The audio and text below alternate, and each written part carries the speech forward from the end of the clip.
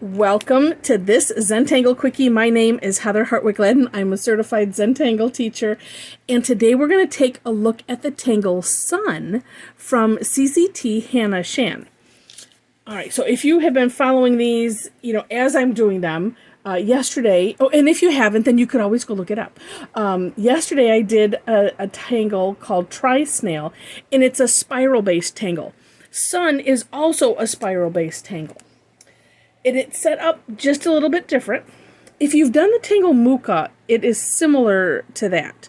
So what we're going to do is, this one, I'm going to start at the base. I'm going to start at the bottom here. And you know what? I'm feeling like I'm going to go opposite what my tangle is, or what the step out is, because you know what? Because you can. And because that's how my hand feels like going. And because I keep attributing it to Muka, and that's how I usually start Muka, is going that way instead of the other way. Anyway, you don't need to necessarily know all of that. Or it's actually good to talk about some of these things, because if you ever find yourself going, why is this just uncomfortable? Why do I not just like X? Maybe, it's you just have to do it backwards. That could be the answer. So that's what I'm going to try. All right. So this one we're starting off from the base, and we're doing a, coming into a spiral. Now, what we're going to do is so it's like, you saw this part. Now I could keep going. This can be one motion, and we just kind of piggyback on what we had already done, and now we're auraing like so. I hope that made sense. So you can do this in one motion, or you could stop here and just know that you're piggying, back on that. All right, so I'm just going to, I'm just showing the motion again. So all the way around, into the spiral. And this one, you can take it as far as you want to. You could, if you're working on a really big piece of paper, or a tile, that's up to you. You don't have to just go, oh, that's as far as I have to spiral, and that's it. Nope. This is just what we're doing today. Okay, and then so again around, and then curving and coming back on itself to make that double-lined spiral. All right, next we're going to you know what, I'm going to do this, I'm going to do this, maybe do this one a little bit different also. I probably shouldn't. Maybe I can merge into it. That would be interesting. All right, so sorry. So in the description section, of course, I will have my step out as well as a link to the Tangle Patterns entry, so you can see directly from Hannah on how she did it. And I was thinking there was kind of a couple ways. The way we do, we're going to call them leaves. So one way is to do them like two S's, one going sort of S shape and one going the reverse. So that would look like this. And we're going to do this on the very tip, and you can have it probably point whatever direction you want. And so I'm going to do mine kind of upside down. So I'm starting this way, and it's kind of an S. And then going the other way, but meeting up at the tip here. Okay, it almost looks like a flame. If you've done the Tangle poke leaf, it's that same motion. But on hers, what she did, and I think I'll start these this way. Now I'm going to see if I can kind of slowly have them stretch out a little bit. And I'm going to also try to get up close to this edge here. So on hers, one of the samples that she had, it looked more like two curved lines. So it wasn't like this, which you could call this like a teardrop. Looking at it this way, it kind of looks like a flame. But it was just kind of interesting how to do that. Now, one of the neat things about Zentangle, of course, is that we all kind of add our own flair to it. So it's kind of however you like to do these. I like when I do poke leaf like this, I like to make mine a little bit more bulbous. And when I see other people, it's not so much. Okay, now I'm going to just try to keep these the same, and I'm just going to end up keeping it the same shape because I frankly don't know how to, merge it into another shape. And you know what? I like this shape.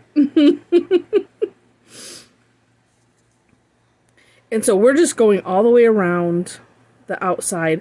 And you see these little gaps. So, in here, so we're kind of starting that off a little curve. That's why I kind of like that S, so it looks like they're all attached.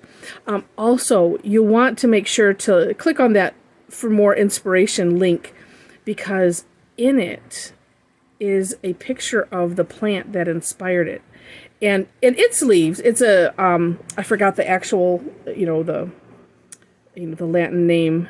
She has it on there, but it's like it's a spiral ginger. And it's just like, wow, it really exists. It does. And just absolutely beautiful. And its leaves are more, elongated. So our job with Zentangle is not necessarily to replicate something. It is to be inspired by something. And then you don't have to go all the way down the stem. I know that in her pattern she doesn't. I'm just going to go to right here because it feels right. And there we go. So neat. It is so neat. This is one of those two where, every once in a while, like one of these shapes, I was like, oh, not really caring for it. But when it's all done, it's like, oh my gosh, that's really amazing. So this one has my favorite decoration in it. And of course, you can decorate however you like. But my favorite is, we're just going to do a little thick line and then dots kind of up the center. But I will say, you can add, do these kind of at an angle. Also, like right here. Let's say that tip. We'll just pretend that tip is behind the little stem there. So here's my line. So you can have these, well actually probably the straight line should have gone at an angle like that. And you can do like so to add a little character if you want. Or just do them straight up. Which also means if you end up trying to make them straight and they're not so much, it's okay. It just adds character, and that's good. But I don't know what it is about the line. I call it the line dot dot. And sometimes it is just a line, but it just finishes it off so neatly. I mean, I'm looking at this compared to the rest, and it's just like, oh, wow. Just wow. But yeah, don't be afraid to, if you feel like you need to curve it a little bit, then do so. One additional item, as I just was noticing on this one, to doing this, so as you're doing these petals, and if you did them the way I did, where you were doing each side separately, there's inevitably going to be, well, some of them I was pretty good at, but it's like here and here, you can see this little bump, and like here, there, I was off the screen, and so guess where you're going to put your little line? Right where that is. Course correction. Beautiful thing.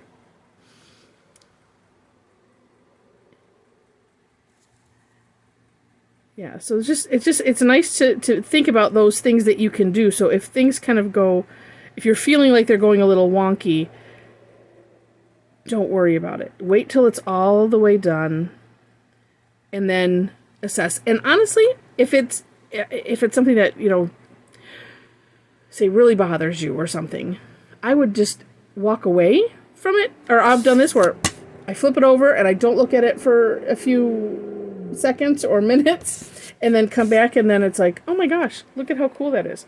So sometimes we just have to get out of the micro focus that we have as we're tangling, and that's what it takes. Or you could take a picture, or like I'm looking at it as I'm doing it. I can look up at my camera and see, and it gives you a little different perspective. You could also go stand in front of a mirror and look at it, in the mirror, and you'll get a different perspective. All right, so for shading on this, I'm going to put some graphite. I'm going to go on the outside. I might be able to do both sides of this because I made it kind of thick. but maybe not. We shall see. Trying to have this graphite go on not so thick. And I'm just sticking to the one side. And you can do either side, it doesn't matter. I just decided to do the side that has the little leaves attached to it. Okay, then we're going to stop there. And then taking the tortillon, and we might as well start right here. And I'm going to just smudge it out. Oh, there we go. That's okay. Actually, I should try to not do the whole. I was doing the whole thing right here, and that's okay. And I'm just going to lightly smudge it so that way it has that nice gradient, but not making the entire thing gray. And if I'm kind of, ending up going in there over half a little bit, and that's all right. It doesn't matter. Now, if it was thicker, I could do both sides, but that right there creates a neat rounding effect. Oh, that looks so cool. And then, if you want to know, I did this on with color, and I'll show you some of these samples in a moment. But here's something if you want to do. I'm just putting a little bit of graphite because somebody on the call, said, well, what would you do for just black and white? And I said, well, the same thing I just did for color. It's just that it would be black and white, and that's okay. But although with color, so in this one sample that I'll show you, well, actually both of them, I used 2 different colors of green in a chalk pencil. And just did one side, and it makes it look neat. As I'm getting down to the bottom, I'm thinking, I probably should have done the other side, but it doesn't matter.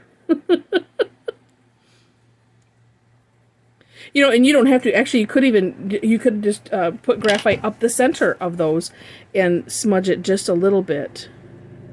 And, and this is just because we just want it to be softened a tad. Just to give these little leaves just a little bit of shape. Bring them to life a little bit. Let's see how that's looking in there. Oh, goodness. That looks so cool.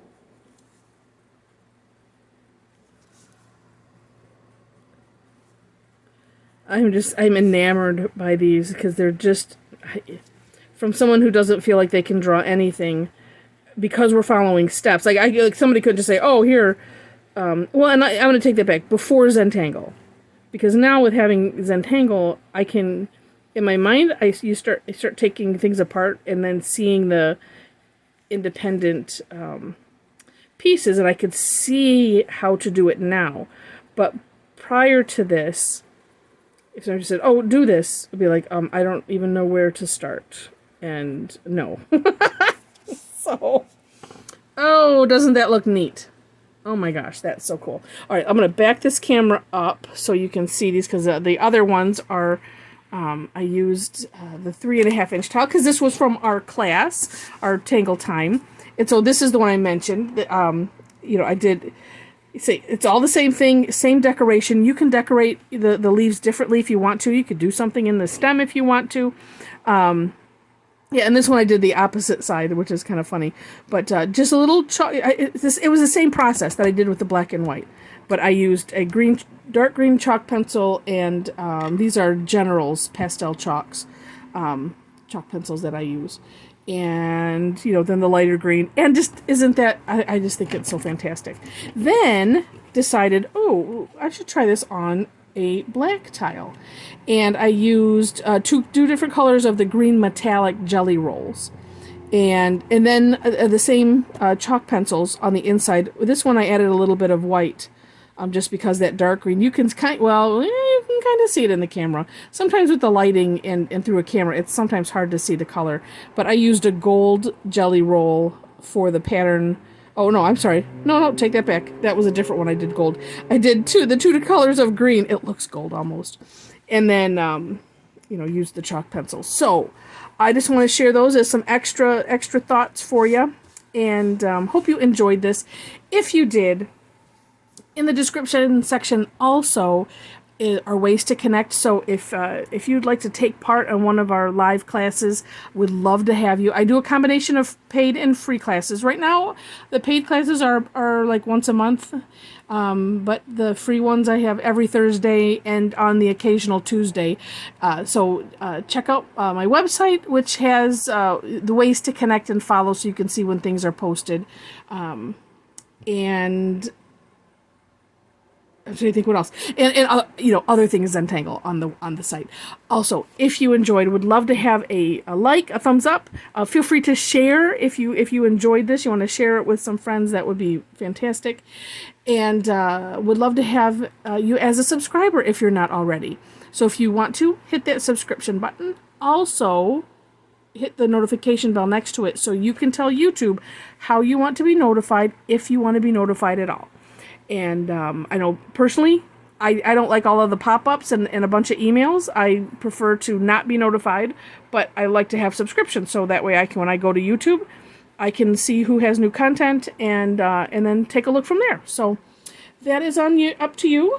And with that, again, I hope you enjoyed it. These two, this Tangled, and the one previous, Tri-Snail, just. Well, and then there was another one called Dreamcatcher. Just, several lately. Several lately, and including the last one, Tellus, or one before last. Just, there's such fantastic tangles out there that are not hard and can just bring such joy and put a smile on your face. All right, with that, I wish you happy tangling.